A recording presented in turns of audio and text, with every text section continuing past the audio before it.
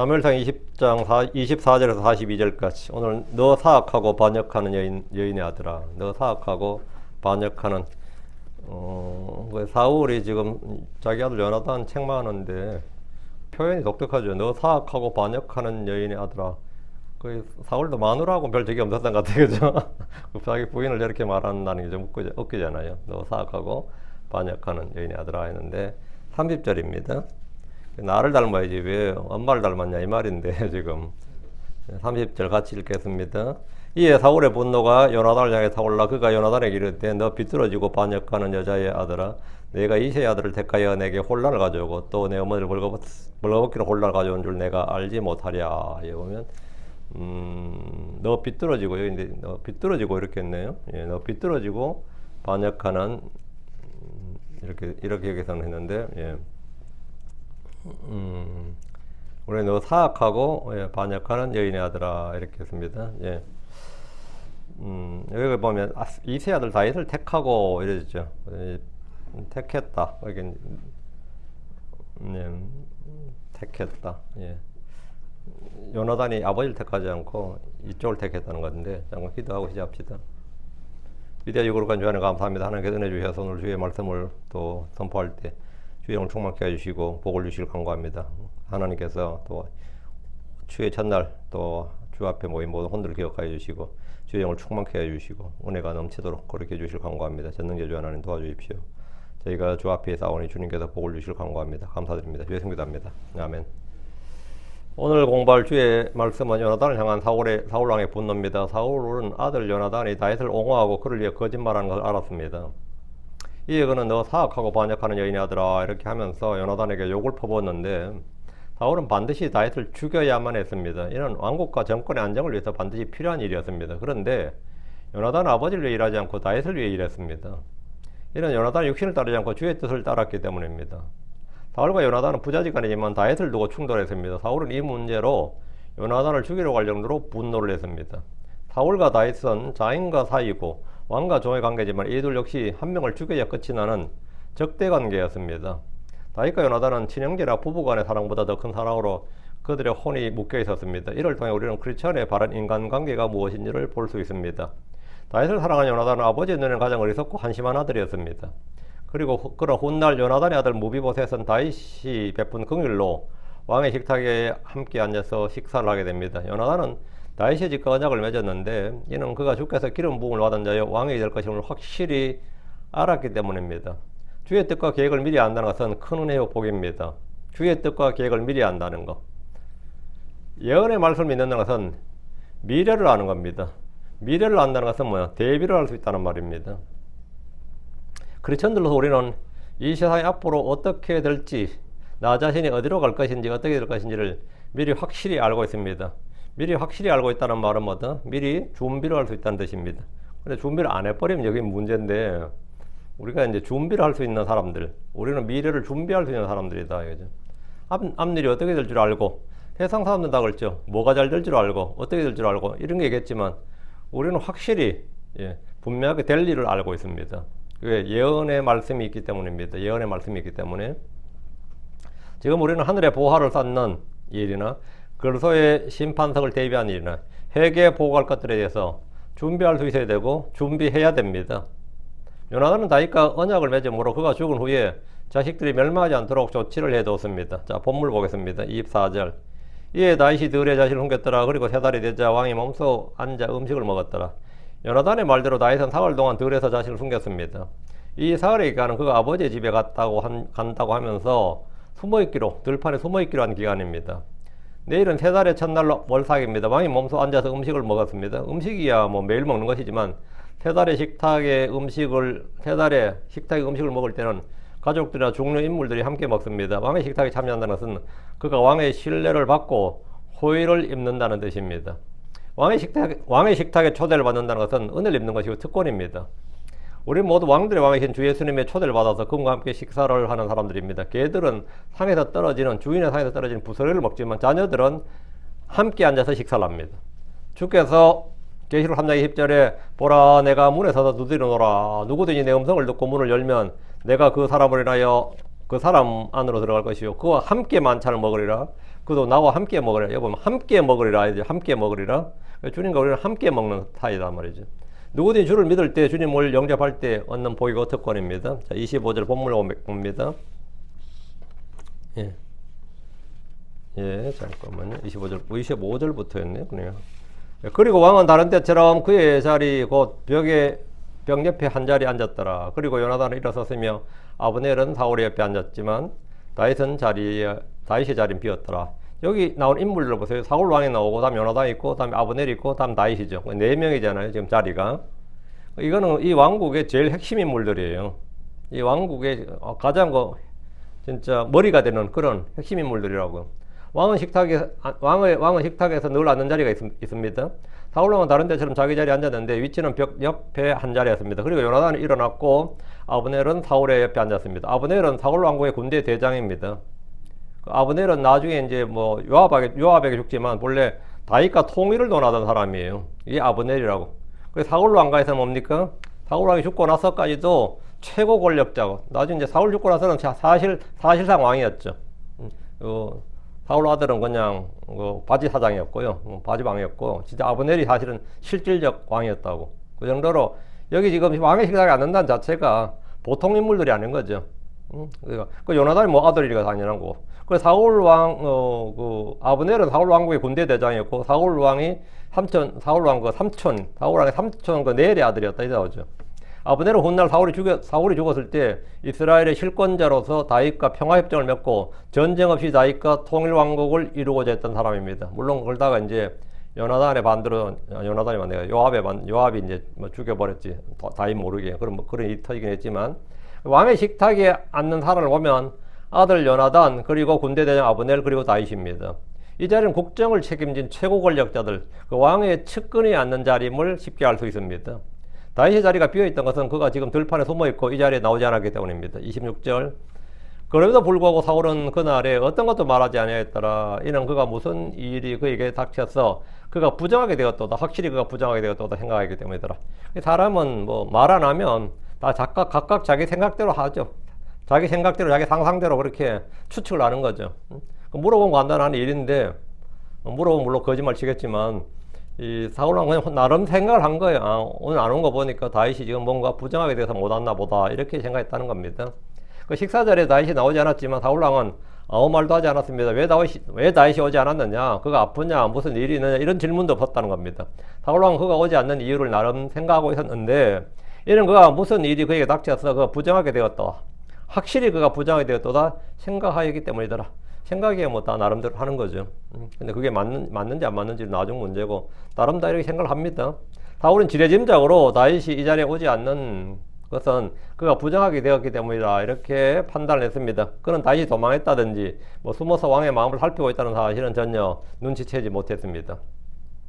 그가 직접 라마의 나요까지 다윗을 잡으러 갔음에도 불구하고 다윗이 식사 자리에 올 것이라고 생각했다는 것이 좀 놀랍습니다. 27절. 다음 날 곧 그 달의 둘째 날에 이런 일이 있었으니 다윗의 자리가 비었더라. 이에 사울이 그의 아들 요나단에게 말하였더라. 어찌하여 이새의 아들이 어제도 오늘도 식사에 나오지 아니하느냐.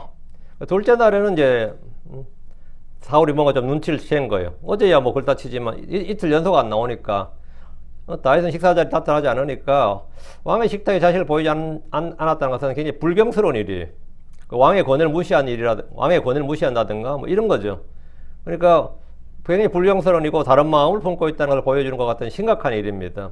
사전에 충분히 사정을 알리고 허락을 구했다면 모를까 일방적으로 아무 소식 없이 이 자리에 이틀 연속 출석하지 않았다는 것은 문제가 될 수밖에 없습니다. 학생이 학교에 무단 결석하고 공무원이나 회사원의 직장에 무단 결근하는 것보다 훨씬 심각한 일입니다. 이에 사울이 요나단에게 어찌하여 이새의 아들이 어제도 오늘도 식사에 나오지 아니하였느냐 이렇게 물었습니다. 요나단이라면 다윗의 사정을 알고 있을 것이라고 생각하기 때문입니다. 사실 요나단은 첫날에 왕에게 이것을 말했어야 합니다. 어제 사실은 아무 말 안 하더라도 오늘 다윗이 참석하지 못한 것은 어제 말했어야 되는데요. 요나단 어제 말을 못한 것은 사울왕이 뭐 묻지도 않았기 때문이기도 하지만, 다윗이 고향집에 갔다는 말이 거짓말이기 때문에 적극적으로 사실이라면 미리 말했겠죠. 사실이라면 아무 문제 없는데 사실이 아닌데 적극적으로 거짓말할 필요 없는 거니까 안 물었으니까 답 안 하는 식으로 이렇게 된 거죠. 그 눈치만 보고 이제 입을 다물고 있었는데 다윗이 고향에 간다. 다윗이 고향에 갔다. 이 말 이렇게 말해야 되는데 거짓말하기로 약속을 해놨는데 이 말은 거짓말이기 때문에 요나단 입장에서는 먼저 말하기는 좀 힘들었던 거죠. 예. 거짓이 아니라면 왕이 묻기도 전에 다윗이 이 자리에 뭐 사흘간 올 수 없다. 그리고 뭐 내일까지 못 오고 다음부터 올 거다. 이런 식으로 답할 수가 있는데 지금 그의 아버지 집에 갔다 미리 말했을 겁니다. 그런데 거짓말이다 보니까 왕이 묻지 않는 한 말하기가 어려웠을 겁니다. 28절 위에 요나단이 사울에게 대답하되 다윗이 베들레헴에 가려고 떠날 것을 내게 간절히 요청하였나이다. 이건 거짓말입니다. 예. 지금 여기 요즘 계속해서 미갈부터 시작해서 계속 지금 거짓말이 계속 나오는데 예. 소위 말하는 선의의 거짓말이죠, 나름. 예. 사울 왕의 질문에 요나단은 다윗을 위해 미리 짜둔 각본대로 거짓말을 했습니다. 왕을 속이는 이 거짓말로 왕의 내심과 본심을 살펴보고 시험하려는 겁니다. 다윗이 베들레헴에 가려고 떠날 것을 내게 간절히 요청하였나이다. 이건 소위 말하는 이제 선의의 거짓말, 어쩔 수 없이 하는 거짓말입니다. 요나단이 나는 거짓말할 수 없다고 하면서 다윗이 지금 어디에 숨어 있는지 왜 숨었는지를 다 말한 것은 선을 행하는 것이 아니라 다윗을 배반하는 것이고 그를 죽이는 것밖에 안 됩니다. 미갈이 남편 다윗을 위해 거짓말했고 요나단도 다윗을 위해 거짓말했고 다윗 역시 거짓말했는데 모두 불가피한 거짓말이고 선의의 거짓말이고 생명을 살리기 위한 거짓말이고 부득이 위한 거짓말. 하여튼 뭐라 불러도 뭐 거짓말은 거짓말입니다. 하여튼 거짓말 했어요. 예. 우리가 이제 이 거짓말 하는 것은 이제 육신의 몸이라는 거, 이 죄의 몸, 사마의 몸이랑 입고 있는 상태에서 이 마음이 모든 것보다 거짓되고 사악하기 때문입니다. 그리고 연약함이 있기 때문이고 우리의 생각과 상상이 어려서 악하기 때문이죠. 선을 향하고 의를 향하기 위해서도 거짓이 필요한 세상. 지금 세상이 그런 세상입니다. 왜? 삐뚤어진 세상이니까. 악하고 죄 많은 세대임을 입증하는 겁니다. 우리가 뭐 제대로 하려니까 거짓말이 필요해져 버린 거지. 거짓이 전혀 없는 세상. 거짓말할 필요도 없고 그런 게 없는 세상은 언제냐. 그리고 의가관 태안과 새 땅이죠. 의가관 태안과 새 땅 아닌 다음에야 이런 일은 뭐 끝이 없는 거죠. 29절입니다. 그리고 그가 말하였나이다. 나를 가게 하라. 내가 너에게 청하노라. 이는 우리 가족이 그 도시에서 희생물 드리려 하며 또 내 형이 내게 거기 올 것을 명령하였습니다. 그런즉 이제 만일 내가 내 눈에 호의를 입었거든 나를 떠나게 하라. 내가 내게 청하노니 내 형들 보게 하라. 그리하여 그가 왕의 식탁에 오지 못하였나이다. 그 요나단의 거짓말 좀 뭡니까? 능란하죠. 상당히 좀 뭡니까? 상당히 그럴듯하고 이제 좀 능숙하게 거짓말한 거죠. 요나단이 이미 다윗과 모의한 대로 능숙하게 아버지 앞에서 거짓말을 했는데 이것은 다윗이 요나단에게 왕 앞에서 자기를 위해 말해달라는 변명을 해달라는 변호해달라는 거짓말이었습니다. 요나단은 다윗의 요청을 받아들여서 그가 한 말을 그대로 아버지 앞에서 말했습니다. 다윗이 이 자리에 나오지 못한 것은 무단불참이 아니라 사전에 자기에게 말해준 것이고 허락을 받은 것이다. 그러니까 다윗이 뭐 딴망을 품었거나 뭐 그런 건 아니다. 뭐 이런 식이죠. 다윗은 자기 가족이 베들레헴에서 희생물 드리려 하며 또 형의 지시로 가족에 간다. 이렇게 했습니다.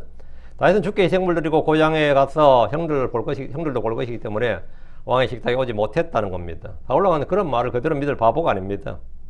이게 사실이면 요나단은 첫날에 왕이 묻기도 전에 이것을 말했을 겁니다. 30절 그때 사울의 분노가 요나단을 대적하여 타올랐더라. 뭐 거짓말을 뻔히 하는 거죠. 이에 그가 그에게 말하였더라. 너가 사악하고 반역하는 여인의 아들아, 내가 이새의 아들을 택하여 내 자신에게 혼란을 가져오고 또 내 어머니에게 벌거벗기는 혼란에 이런 줄을 내가 알지 못하겠느냐. 사울 왕은 아들의 말을 듣고 분노가 타올랐는데 곧바로 거짓말임을 잘 알았기 때문입니다. 그때 사울의 분노가 요나단을 대적하여 타올랐다. 당연한 일이죠. 아들이라는 녀석이 지금 아버지를 상대로 거짓말하면서 다윗을 보호하고 있잖아요. 다윗을 변호하고 있으니까 참으로 기가 막힐 노릇이었습니다. 이에 사울 왕이 아들 요나단에게 너가 사악하고 반역하는 여인의 아들아, 내가 이새의 아들을 택하여 내 자신에게 혼란을 가져오고 했는데 내가 이새의 아들을 택하여 아버지를 선택하지 않고 다윗을 택했다는 거죠. 내 어머니를 벌거벗기는 혼란 이런 줄을 내가 알지 못하겠느냐. 내가 이런 것도 모르는 바본 줄 아느냐. 내가 나를 지금 바보로 아느냐 이 말이죠. 사울은 요나단을 내 아들이라고 하지 않고 너 사악하고 반역하는 여인의 아들아 이렇게 했는데 이는 사울왕의 아내가 평소 남편에게 그리 순종적이지 않았던 것을 동시에 표현하고 있습니다. 사울왕도 그 마누라 그리 만만한 적은 아니었던가 봐요. 이런 때 그냥 표현을 하잖아. 그러나 아들 요나단이 자기를 닮은 것이 아니라 자기 아내의 성격이나 기질을 닮았다는 겁니다. 사울의 아내가 얼마나 사악하고 반역적인 것인지 성경이 전혀 언급이 없고 아예 뭐 사울 아내에 대해서는 아예 성경이 나오질 않는데 여기 딱 하나 나오는 건데 분노한 뭐 남편의 입에서 나온 말인가 그렇게 신뢰성이 있는 건 아니야, 그죠? 하도 성질나서 하는 뱉은 말이니까 뭐 진짜 여자가 이랬는지 모르겠는데 어쨌든 한번 나오는 표현이 영 좀 안 좋죠. 하여튼 사울 왕은 자기 아내를 그렇게 불렀고 그 의미에 그 자식이 요나단이다 이 말입니다. 어떻게 에밀 꼭 빼닮아 가지고는 하는 짓거리가 지금 그 말인데, 근데 그 말 뭐 사울이 욕을 하지만 뭐 그건 성경으로 보면 옳은 거야. 좋은 거야 지금. 응? 그 엄마 닮길 잘했지. 뭐 사실 아빠 닮았으면 큰일 날 뻔했지. 예. 그 의미에 그 자식이란 말인데 요나단이 하는 일이 아버지를 대적하고 반역하는 일인 것은 분명합니다. 그러니까 이 에미도 그러더니만 이 자식까지 모양이네. 지금 이 말을 하는 거예요. 그지? 지금 하는 말이. 응? 사울 왕은 요나단의 결정과 그가 하는 일이 첫째 요나단 자신에게 혼란을 가져오는 일이다. 이렇게 말하죠. 왕권이 흔들리고 망하면 왕이 되어야 할 요나단이 왕이 될 수 없고 왕국이 혼란에 휩싸이며 요나단도 혼란의 소용돌이에 빠져들고 말 것이다. 이 말입니다. 이런 경우에 이제 이렇게 정권이 바뀐다 이러면 요나단도 살아남을 수 없다는 거예요.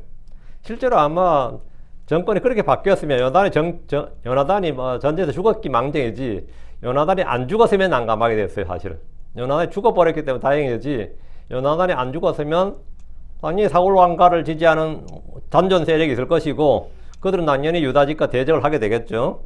당연히 그렇게 되면 내전이 오래 가는 거죠. 둘 중에 하나가 죽어야 되니까. 다행히 전쟁터에서 사울도 죽고 요나단도 죽어버렸기 때문에 그나마 다행이었던 거죠.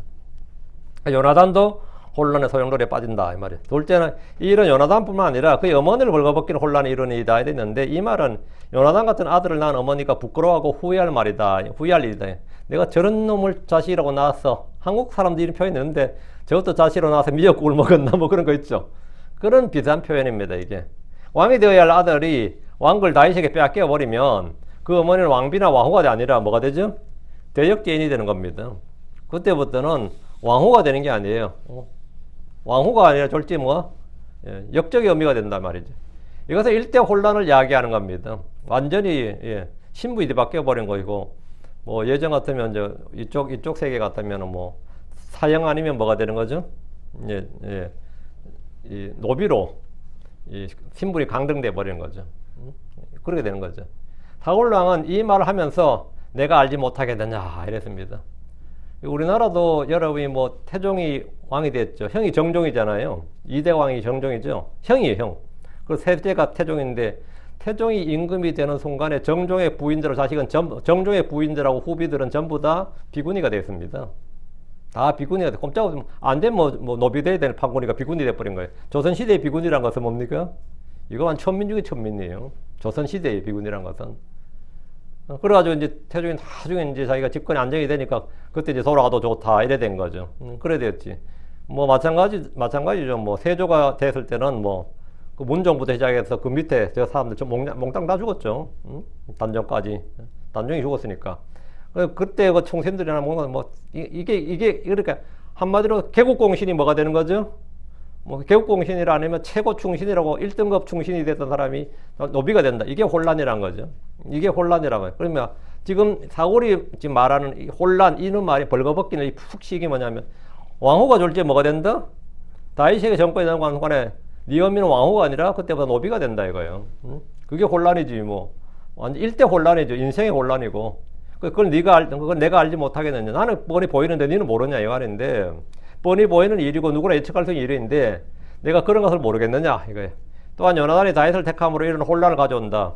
네가 다윗을 택하지 않고 다윗을 죽이면 이런 혼란은 없다 이거죠. 그냥 안정적이 된다 이 말인데 자 31절 이는 이새의 아들이 땅 위에 사는 한 너나 내 왕국이 확고히 서지 못할 것이기 때문이라. 그런즉 이제 사람을 보내어 그를 내게로 끌어오라. 이는 그가 반드시 죽어야 하기 때문이라. 이제 사울이 정치적으로 훨씬 더 옳은 판단을 한 겁니다. 정치적으로는. 사울이 다윗을 죽이려는 이유와 동기와 목적은 분명합니다. 다윗이 이새의 아들이 이 땅에 사는 한 너나 내 왕국은 항상 정권의 불안 요인이다 이거예요. 자, 필리스틴이 공격하는 것보다 더 위험한 게 지금 다윗이 여기 살아있는 거다 이 말이에요. 필리스틴은 외부의 적이지만 다윗은 내부의 적이다 이거예요. 더 위험한 일이다. 이새의 아들 다윗이 땅 위에 살아있는 한 요나단이 왕이 될 수 없다는 겁니다. 너나 내 왕국이 확고히 서지 못할 것이기 때문이라 했는데 요나단이 왕위를 물려받는다 해도 다윗이 살아있으면 왕권은 늘 위협을 받게 되고 다윗을 중심으로 정치 세력이 형성되면 요나단은 왕이 되어도 허수아비 왕이 될 수밖에 없게 됩니다. 사울이 다윗을 얼마나 위협적으로 생각하고 있는지를 잘 보여주는 말입니다. 굉장히 위협적으로 보고 있는 거죠. 그런즉 이제 사람을 보내어 그를 내게로 끌어오라. 이는 그가 반드시 죽어야 하기 때문이라. 이건 정치적 판단입니다. 뭐 다윗에게 죄가 있어서가 아니라 왕국의 안정을 위해서, 정치의 안정을 위해서 이게 필요하다. 권력을 위한 거죠. 정치적 사건이다 이 말이죠. 사울 왕은 왕국과 왕권의 안정을 위해서, 후계 구도를 위해서라도 다윗은 반드시 죽어야 한다고 합니다. 이 세상의 정치에서 정적을 제거하는 일은 너무나 흔한 일이고, 또 그 일을 잘하는 왕이 잘하는 선정 위대한 왕이에요. 사울 왕의 말은 다윗에게 죄와 불법이 있어서 그를 죽이라는 것이 아니라 왕국과 왕권을 위한 결정이다 이 말입니다. 여기서 사울이 간과한 진리는 모든 권력은 위로부터 오는 것이고 하나님으로부터 나지 않는 권력은 없다는 겁니다. 로마 13장 1절에 모든 혼은 더 높은 권력들에 복종할지니라 이는 하나님으로부터 나지 않는 권력이 없으며 이미 있는 권력들도 하나님께서 임명된 것이니라. 사울 자신이 왕위를 받고 지금 왕국의 왕이 된 것도 하나님으로부터 받은 거죠. 자기가 뭐 공로가 있어서 받은 게 아니란 말이죠. 자기가 뭐 잘해서 받은 것도 아니고 그냥 진짜 어느 날 듣보잡이 왕이 된 거예요. 사실 사울 자신도 자기가 왕이 될 줄 자기들 알았나 이거죠. 근데 다윗도 그래 된다 똑같은 거다 이 말이죠. 이건 하나님께 달린 것이지 내가 어떻게 할 수 있는 게 아니다 이거죠. 그 사실. 근데 이걸 지금 자기가 자꾸 유지를 하려고 하는데 왕이 된 게 하나님에 대했으면 그 다음도 마찬가지. 우리 주께서는 자기를 채찍질하고 십자가에 못 박으로 판결한 총독 빌라도에게 요한복음 19장 11절에 위로부터 그것이 내게 주어지지 아니하였더라면 너는 나를 대적할 어떤 권능도 결코 갖지 못하였으리라 했습니다. 빌라도가 총독이 된 것도 그런 총독의 권한을 행사할 수 있는 것도 뭐다? 위로부터 난 권세였다. 이거 하나님 주신 것이다 말이죠. 사울이 받은 왕국과 왕자는 주께 받은 겁니다. 사울왕님이 주께서 그를 버리셨다는 주의 말씀을 들었습니다. 그럼 끝난 거예요, 실은. 주께서 사울을 버리셨습니다. 이제 그러면 잘 퇴임할 생각을 해야 됩니다.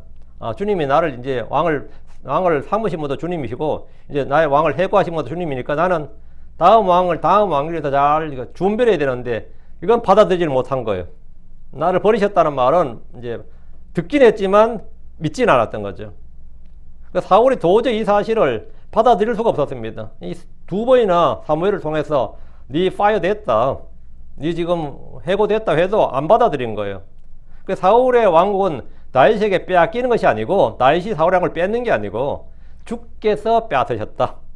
주께서 사울 왕국을 이제 빼앗으셨다는 사실을 인정을 하지 못한 겁니다. 내게 있는 것은 다 주께 받은 것이고 주께서 가져가시면 내가 지킨다고 지켜질 수 있는 것이 아닙니다.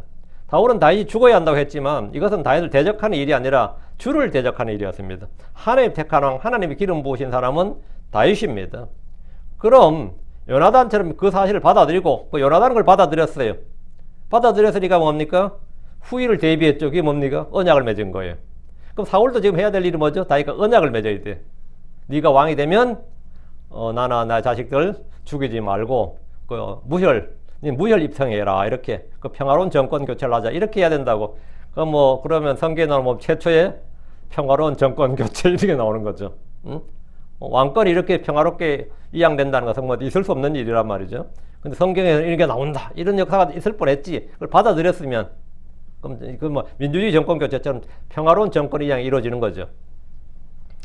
그럼 이제 요나단처럼 그 사실을 받아들이고 그 언약을 맺고 또 자비를 베풀어 달라고 구하는 것이 지혜로운 일입니다. 그럼 당연히 다윗도 뭡니까? 피 흘리지 않고 정권을 인수할 수 있으니까 그렇게 하겠다고 했겠죠. 당연한 일이지. 그러면 서로가 좋은 일이죠. 여러분 생각할 때 조선이 역성혁명 했다 그러죠. 근데 형식적으로는 말이죠, 역성혁명 아닙니다. 마지막 고려의 마지막 왕이 이성계한테 왕위를 이양을 했어요. 그렇게 만들기 위해서 상당히 애를 썼습니다. 왕위를 이게 찬탈하는 게 아니라 이양하게 만드는 거. 어쨌든 실제로 왕위를 이양을 했어요. 형식적으로는. 우리가 볼 때 이제 아무도 그렇게 안 가르치지만 실제로 왕위를 이양을 한 겁니다. 고려 왕조가 내가 왕을 그만하고 이성계에게 왕위를 마치 세자한테 물려주듯이 왕위를 물려준 거예요. 물려줬는데 그게 정통성을 확보한다는 거죠. 그게 정통성을 확보해서 굉장히 애를 썼다 이 말이죠, 한마디로. 그렇게 했어도 피바람이 났죠. 피바람이 났는데 그렇게 했지만 그게 가장 피를 적게 흘리는 방법입니다. 근데 이제 사울 왕은 이제 이게 하나님으로부터 일이 났다 이렇게 하면 그렇게 하는 게 가장 적게 죽는 방법입니다. 그 다윗도 이제 나중에 곧 나오지만 왕이 됐을 때 사울 왕조의 사람을 죽이지 않기 위해서 상당히 애를 써요. 평화로운 그 통합을 위해서.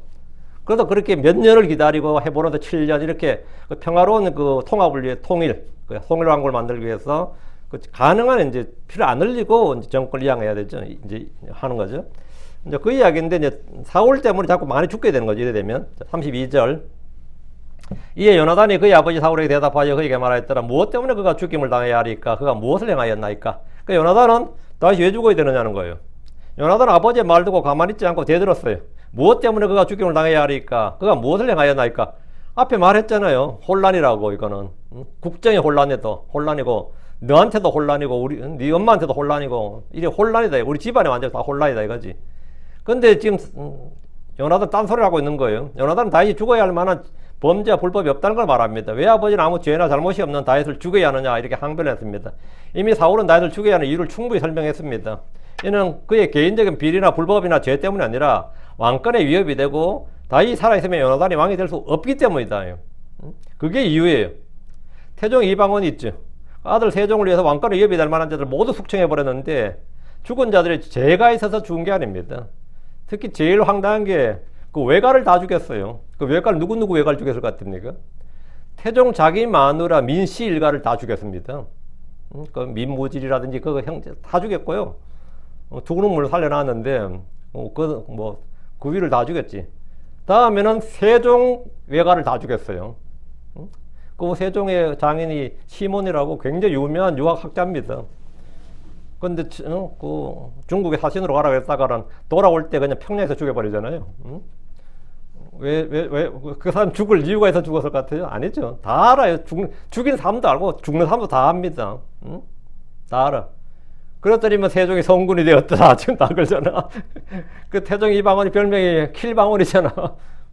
얼마나 많이 죽였던지. 왜? 왕권의 위협이 될 만하다 하면 뭡니까? 싸그리 다 죽인 거예요. 그놓고는 자기가 마지막에 그냥 야사겠지만 말이야. 모든 죄는 내가 지고 가노라 이러면서는 그랬다는데 그 사람 안 거예요. 권력이 뭔지를 안 겁니다.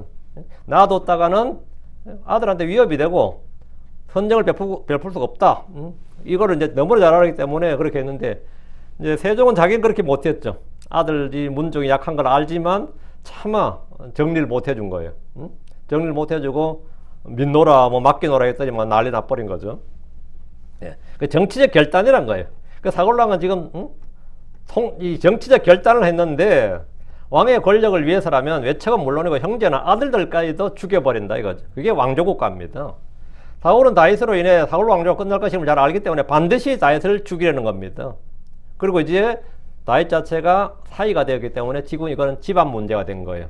이러면 내가 죽여도 좀 덜 합니다. 신하를 죽인 게 아니라 사실은 집안을 정리한 꼴이 나기 때문에 그를 죽이지 못하면 자기 아들이 죽는다 이거예요. 사울의 해결책은 뭐냐? 죽여 없앤다 이거죠. 그 요나단의 해결책은 뭐죠? 둘의 해결책이 달라요. 요나단의 해결책은 언약을 맺고 화평을 구하고 자비를 구한다는 거예요. 그 다윗의 해결책은 사울의 해결책은 다윗을 죽여서 없앤다.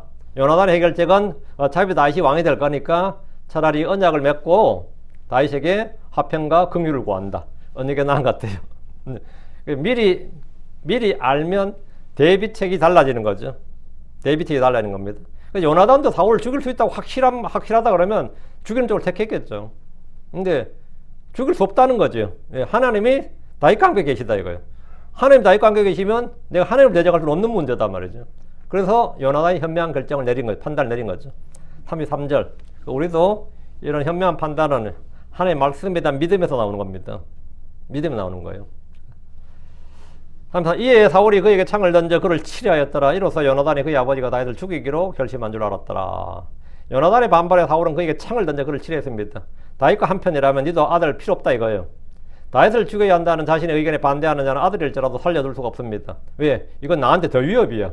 그래서 분노의 표시와 확고한 의지의 표현으로 창을 던졌단 말이에요. 이거는 자신의 의지를 확고히 보여주는 거죠. 이로써 사울의 신하들 중에 누구도 다윗을 죽이는 일에 결코 반대의 목소리를 낼 수가 없게 되었습니다. 이제 봤잖아요. 아들이라도 죽인다 이거야. 그러면 누구도 반대를 못하는 거죠. 다윗 죽이지 맙시다 했다가는 죽는 거예요. 사울에게. 아들을 죽이려는 마당에 다른 사람들이 말할 필요가 없습니다. 이 일로 요나단은 그의 아버지 사울이 다윗을 죽이기로 결심한 줄을 알았습니다. 이제 아무도 사울을 설득할 수 없다는 것도 이 일은 완전히 결정된 일이란 것도 이제 다 한 겁니다. 이제 만방에 공포된 거죠. 34절. 그래야 요나단이 맹렬히 분노하여 식탁에서 일어났으며 또 그달의 둘째 날은 음식을 먹지 아니하였더라. 이는 그가 다윗으로 인해 근심하였기 때문이더라. 왜냐하면 그의 아버지가 다윗을 모욕하기 때문이더라. 이때 요나단이면 아버지를 이해하는 게 뭐죠? 이해하는 게 아니라 분노했다잖아요. 그 사울왕의 분노에 요나단 또한 맹렬히 분노했습니다. 식탁에서 일어났다는 것은 더 이상 왕과 앉아서 식사할 수 없다 이 말인데, 그는 그날 아무것도 먹지 않았습니다. 아버지 사울과 친구 다윗의 갈등이 너무나 크기 때문입니다. 요나단은 다윗으로 인해 근심하여 아무것도 먹지 않았습니다. 왜냐하면 그의 아버지가 다윗을 모욕하기 때문이라 했는데, 요나단은 다윗이 아버지에게 부당히 대우를 받는 것, 모욕을 받는 것에 대해서 근심을 했습니다. 사실 이런 때 요나단이 걱정해야 될 사람은 다윗이 아니라 사울입니다. 하나님이 함께 계시고 사랑하시고 지키시는 사람은 사울왕이 아니라 다윗이기 때문입니다. 그래서 빌라도의 아내가 예수를 재판해야 되는 남편을 걱정했습니다. 그렇죠? 예수를 걱정한 게 아니라 빌라도의 아내는 총독인 남편을 걱정했어요. 말씀 27장 19절에 그가 재판석에 앉았을 때 그의 아내가 그에게 사람을 보내 말하였더라. 당신은 그 의로운 사람과 조금도 상관하지 마소서. 이는 내가 이날 꿈에 그 사람을 인해 많은 일로 시달렸기 때문입니다. 누가 걱정되는 거예요? 총독이 걱정되고 잡혀온 요수가 걱정되는 거예요. 남편이 총독이 걱정이다 이거예요. 그러니까 요나단은 지금 다윗이 걱정이 아니라 사실은 사울이 걱정이죠. 저렇게 분노하는 사울이 걱정이라고 해요, 실은. 사도행전 5장 율법박사 가말리엘은 공에 잡혀온 사도들이 아니라 그들을 잡아온 대제사장과 관원들을 걱정했습니다. 잡아온 사람을 걱정했어요. 왜? 하나님을 대적하면 우리들이 끝장나는데 이렇게. 요나단 역시 지금 다윗이 아니라 다윗을 죽이려는 아버지 사울을 걱정해야 됩니다. 이는 주를 대적하는 일이기 때문입니다. 지금 누가 누굴 걱정한단 말이죠. 다윗을 걱정할 일이 아닙니다, 지금. 35절. 그리고 아침에 이런 일이 있어서 요나단이 그와 함께 있던 작은 아이를 데리고 다윗과 지정한 시간에 들러 나갔더라. 약속 시간이죠. 요나단은 아침에 그와 함께 있던 작은 아이를 데리고 다윗과 지정한 시각에 들러 나갔습니다. 앞에는 장소만 나왔는데 지정한 시각도 있었습니다. 요나단과 다윗만이 서로 통하는 사인이 있습니다. 이제 요나단은 다윗에게 사인을 보내주기로 하고 이제 들러 나간 겁니다. 36절. 그리고 그가 그의 아이에게 말하였더라. 이제 달려라. 이제 내가 쏜 화살들을 찾으라. 이제 그 아이가 달려갈 때에 그가 그 아이 너머로 화살 한 발을 쏘았더라. 왜 화살을 그 멀리 쏘았느냐 이거죠. 요나단은 활을 들고 나가 들판에서 화살을 쏘았는데 아이에게 달려가서 자기가 쏜 화살을 찾으라는 거예요. 이제 내가 쏘는 화살을 찾으라 했는데 요나단이 쏜 화살들을 찾아오라는 건데, 요나단은 아이가 달려가서 그 아이 너머로 화살을 쏘았어요. 들에 숨어있던 다윗은 요나단이 온 줄을 아이가 뛰어가는 소리와 그의 음성을 통해 확실히 알 수 있습니다. 37절. 이에 그 아이가 요나단이 쏜 화살이 있는 곳에 이럴 때 요나단이 아이 뒤에서 외쳐 말하였더라. 그 화살이 내 넘어 있지 아니하냐. 요나단은 다윗과 약속한 암호가 바로 이겁니다. 그 화살이 내 넘어 있지 아니하냐. 이렇게 말하면 다윗이 돌아올 필요 없이 그냥 도망을 가야 됩니다. 요나단은 화살을 멀리 쏘아서 화살을 줍는 아이에게 이렇게 말함으로써 아버지가 다윗을 죽이려 한다는 사실을 신호를 이제 보낸 겁니다. 만약 요나단이 보라 화살들이 이 편에 있으니 그것들을 가져오라 이렇게 말하면 다윗은 더 이상 숨을 필요가 없이 나와서 왕국으로 돌아오면 됩니다. 요나단은 사울이 다윗을 죽이로 결정했음을 다윗에게 알려줬습니다. 그 이제 다윗은 이제 여기서 이제 작별 인사를 해야죠. 38절. 이에 요나단이 그 아이 뒤에서 외치기를 신속히 하라 서두르라 가만히 있지 말라. 이에 요나단의 아이가 화살을 주워가지고 그의 주인에게 돌아왔더라. 요나단이 그 아이 뒤에서 신속히 하라 서두르라 가만히 있지 말라고 했는데 이 말은 다윗에게 빨리 도망하라 이 말이죠. 다윗이 해야 될 일을 좀 말하는 거예요. 다윗이 해야 될 일이 뭐라고요? 신속히 서둘러 가만히 있지 말고 도망해야 된다고. 예. 지체하지 말고 지금 도망가라는 말을 한 겁니다. 요나단이 지금 다윗을 도망시키는 일은 누구에게도 알려져서는 안 되는 일로서 극비를 요구합니다. 화살을 줍는 아이도 이 사실을 몰라야 됩니다. 만약 왕이 보낸 정보원이 요나단을 감시라도 하고 있다면, 따라붙었다면 의심하지 못하도록 해야 되는 겁니다. 39절. 그러나 그 아이는 아무것도 알지 못하였더라. 다만 요나단과 다윗만 그 일을 알았더라. 요나단이 외치는 소리에 아이는 화살을 주었지만 그 아이는 아무것도 알지 못했습니다. 다만 요나단과 다윗만 그 일을 알았더라. 이는 둘이 서로 은밀히 약속했기 때문입니다. 이는 주의 일도 마찬가지입니다. 주께서 계시와 조명을 주셔야만 그것들을 깨달을 수 있습니다. 주의 일, 주의 말씀은 믿는 자가 깨닫고 주를 두려워하는 자가 깨닫고 주를 두려워하는 자, 그 주의 말씀을 경청하는 자, 이런 사람만 깨달을 수 있습니다. 왜 그런 거냐? 하나님이 하고자 하시는 일을 아브라함에게 알려주었습니다. 주께서는 제자들에게 그분이 하시는 일을 알려주었습니다. 요나단과 다윗만 그 일을 알았던 것은 그 둘이 서로 친구요 형제였기 때문입니다. 우리가 주 하나님의 일, 그분의 뜻과 계획을 아는 것은 우리가 그분의 형제요 친구들이기 때문입니다. 40절. 그리고 요나단이 그의 병기를 그의 아이에게 주며 또 그에게 말하였더라. 가라, 그것들을 도시로 가져가라. 요나단은 그의 병기를 그의 아이에게 주며 말했다 이거지. 가라, 그것들을 도시로 가져가라. 요나단은 더 이상 활을 쏘지 않습니다. 이제 요나단은 다윗을 만나 이별의 시간을 갖고자 했습니다. 병기를 아이에게 아이에게 들려서 도시로 돌려보내고 다윗과 잠깐이라도 이제 만남의 시간을 가지려는 거예요. 이것이 그들이 살아서 갖는 마지막 만남입니다. 이게 이제 다윗과 요나단의 마지막 만남이에요. 41절. 그리고 그 아이가 가자마자 다윗이 남쪽을 향한 어떤 곳에서 일어나 그의 얼굴을 땅에 대고 엎드려 3번째라 했더라. 그리고 그들이 서로 입을 맞추었으며 또 서로 함께 울었으며 다윗이 더 격렬하게 울기까지 하였더라. 다윗은 그 아이가 가자마자 일어나서 그의 얼굴을 땅에 대고 엎드려 3번이나 절했습니다. 요나단이 약속을 지켰고 그를 향한 사랑을 보여줬기 때문입니다. 요나단은 아버지의 뜻과 달리 다윗을 선택했습니다. 다윗은 이에 대해서 감사의 뜻으로 절을 했는데 그 역시 오늘 만남이 마지막이라는 사실을 알고 있었던 것 같습니다. 그리고 그들이 서로 입을 맞추었으며 또 서로 함께 울었으며 더욱이 다윗이 더 격렬하게 울기까지 하였더라. 사울이 다윗을 죽이로 결정한 이상 다윗은 도망자가 되고 요나단과의 만남은 더 이상 있을 수 없게 되었습니다.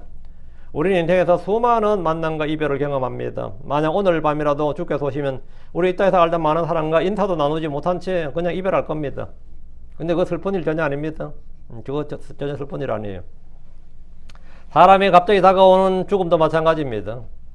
이것은 우리의 감정과 사정을 가리지 않습니다. 죽음은 사람의 외모를 존중하지 않습니다. 나이를 존중하지 않고 그 사람의 뭘 가진 거 인격 그런 거. 죽음은 누구도 사람의 외모를 존중하지 않습니다. 우리의 의지와는 무관합니다. 죽음은 사람의 외모를 차별하지 않고 누구에게나 옵니다. 주의 오심은 우리의 사정에 관계없이 때가 되면 우리가 옵니다. 그럼 우리는 어떻게 해야 되겠습니까? 주 하나님과 만날 준비를 하면서 세상에 있는 것들과 헤어질 준비가 늘 되어 있어야 됩니다. 늘 헤어질 준비가 되어 있어야 돼요. 42절입니다. 그리고 요나단이 다윗에게 말하되 평안히 가라. 우리 둘이 모두 주의 이름으로 맹세하여 말하기를 주께서 너와 나 사이에 또 내 씨와 내 씨 사이에 영원히 계시기를 원하노라 하였습니다. 그리고 다윗이 일어나서 떠났고 요나단은 그 도시 안으로 들어갔더라. 이별을 구하면서 요나단은 다윗에게 평안히 가라. 그의 가는 길을 축복해 줬습니다. 그리고 우리 둘이 모두 주의 이름으로 맹세하여 말하기를 주께서 너와 나 사이에 또 내 씨와 내 씨 사이에 영원히 계시기를 원하노라. 전에 언약을 맺은 내용이죠. 그러니까 우린 여기서 헤어지지만 네가 다음에 왕이 됐던 정권을 잡아도 내 자식들 죽이지 마라 이 말입니다.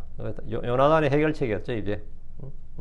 그리고 좀 잘 대해줘라. 노비로 삼지도 말고 포로로 삼지도 말고 뭐 정적에 저거라고 제거하지 마라 이 말이죠. 이들은 주 앞에서 서로 간에 언약을 맺었습니다. 요나단과 다윗 사이에, 그리고 요나단의 집안과 다윗의 집안 사이는 정치적 격변기를 지나고 다윗이 왕이 된 후에도 서로를 죽이거나 원수가 되지 않고 함께할 것이라는 약속인데, 참으로 놀랍게도 르호보암 때 왕국이 남부로 갈라졌죠. 남부로 갈라지면 어떻게 돼요? 예. 당연히 요셉과 베냐민은 뭐죠? 에브라임과 베냐민이 한 형제잖아요. 요셉의 아들이니까. 근데 그럼 베냐민 지파는 누구한테 붙어야 되겠어요? 에브라임 지파에 붙어야죠. 당연히. 근데 베냐민 지파가 누구한테 붙어요? 유다 지파에 붙어요. 10개 왕국과 2개 왕국은 아니잖아요. 10개 왕국과 2개 왕국이 나누는데, 한 개 왕국이, 유다 지파에 한 개 왕국이 붙을 왕국이, 지파가 누가 있겠어요? 제일 한다면. 없지. 그럼 가장 유력한 지파는 시몬 지파가 돼야 돼요. 왜? 시몬은 유다 땅 안에 그들의 도시를 갖고 있어요. 시몬 지파 자체가 유다의 속국이라고 사실은. 시몬은 따로 도시를 받지 않고, 따로 경계를 받지 않고, 유다 땅이 넓게 받았는데, 유다 땅 안에 시몬 지파가 있어요. 그럼 시몬 지파는 원치 않든 뭐가 된 거죠? 유다와 공동운명체가 되는데, 시몬 지파도 어디 붙은 거야? 에브라임에 붙었습니다. 북왕국에 붙었다고. 근데 정작 붙은 누구죠? 베냐민 지파였어요. 베냐민 지파는 뭐죠? 사울가요. 사울로 왕가가 유다 왕가로 뭡니까? 사실 적대적이죠. 물론 뭐 평화로 정권 이양을 했다 치더라도. 근데 베냐민 지파가 사실은 유다 지파에 붙었어요. 응? 베냐민 지파는 다윗의 집엔 유다 지파의 편에 섰고, 그래서 끝까지 남왕국 유다에 속합니다.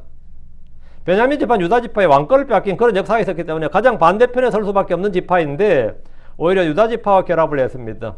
그리고 다윗이 일어나서 떠났습니다. 이거는 뭐냐? 예, 진짜 너와 내 씨 사이가 이렇게 된 거죠. 이제부터 사울 왕이 죽을 때까지 다윗은 도망자 신세로 지내게 됩니다.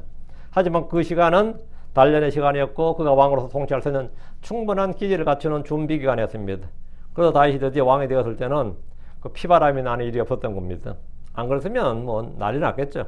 근데 다윗이 워낙 단련을 많이 받고 왕이 되었기 때문에 뭐 정치적 적을 제거한다든지 자기를 반대하는 놈들 뭐 다 죽인다든지 이런 게 전혀 없이 적은 많이 죽였죠. 다윗이 적은 많이 죽였지만 최소한 자기 동족을 죽이는 그 왕조가 바뀌는데도 불구하고 사울 왕조에서 다윗 왕조가 바뀌는 거잖아요. 그런 왕조가 바뀌는데도 불구하고 그런 이 내란이라든지 내전이라든지 피해 숙청이라든지 이런 게 없이 왕이 된 겁니다. 왕이 되고 통치를 잘했죠. 그래서 이것이 뭐냐 충분한 단련의 시간을 가졌다 이거죠. 그래서 충분히 왕으로서의 자질을 갖추는 그리고 백성들과 함께 고생을 했기 때문에 왕이 되는데도 아무런 문제가 없었습니다. 요나단은 다윗과 헤어진 후에 왕이 있는 그 사울 왕이 있는 그 도시 안으로 들어갔습니다. 그래서 이로써 뭐 우리가 맨날 다윗과 요나단 하지만 이걸로 이게 사실 다윗과 요나단은 마지막이었어요. 이걸로 마지막이었습니다. 오늘은 여기까지. 그래서 미래를 알면 뭘 할 수 있다? 대비를 할 수 있다. 대비를 하고 안 하고는 자기 사정이에요. 여러분도 어떻게 해야 되겠습니까? 주님과 주님 만날 준비를 해야 된다. 준비하는 방법은 다양한데요. 하나는 사울처럼 하는 방법이 있고 다윗처럼 요나단처럼 하는 방법이 있는데 우리가 주를 대적하고 이길 수 없으면 우리가 주님 네가 주보다 더 강하냐 그랬잖아요. 우리가 주님보다 더 강하거나 더 지혜롭지 않습니다. 주님을 이길 수 없다. 그렇다면 어떻게 되겠습니까? 주님 긍휼을 베풀어 주시옵소서. 주님의 언약을 지키시옵소서 하면서 주님께 그걸 구하는 거죠. 그렇게 하면서 남은 삶을 주님 만날 준비를 잘 하면서 삽시다. 그것이 가장 지혜로운 일입니다. 괜히 뭐 덤벼들어봐야 자기만 손해예요. 덤벼들어봐야 기도합시다. 위대하고 건조하는 감사합니다. 하나님께 은혜 주셔서 오늘 주의 말씀이 아버지 듣는 모든 혼들에게 잘 전달되고 또 잘 받아들이게 해주시옵소서. 그리고 또 모든 혼들이 참으로 이 땅에 사는 동안에 우리가 주님의 계획을 미리 알고 주님께서 말씀해 주신 것을 미리 들었사오니 할아버지 하나님 저희가 그 일들이 모두 이루어진다는 사실을 또 알고 있사오니 저희가 잘 준비할수록 또 주님 만날 준비를 잘하고 또 하늘의 회개장부의 풍성이 쌓일 것들 기록될 것들을 알고 아버지 하나님 저희 자신을 예비할 수 있도록 해주시옵소서. 전능자주 하나님 저희가 이 땅에서 의를 행하고 선을 행하고 또 우리 주님의 영광을 추구하고 또 주의 기쁨을 위해서 살기를 간구합니다. 하나님께서 은혜를 베풀어 주십시오. 저희 육신에 난 것은 아무것도 없습니다. 저희가 받은 모든 것이 주의 것인 것처럼 아버지 주님께서 또 가져가시면 제가 아무것도 소유할 수 있는 것이 없습니다. 다만 저희가 주 앞에서 참 긍휼과 은혜를 받기를 원합니다. 그래서 저희가 앞에 일들 앞으로 있게 될 일들을 잘 준비하게 해주시고 주 앞에 섰을 때 저희가 당황하지 않도록 해주시옵소서. 할아버지 하나님 늘 지각을 열어주시고 깨닫는 마음을 주십시오. 감사드립니다. 주의 성기도합니다. 아멘. 아멘.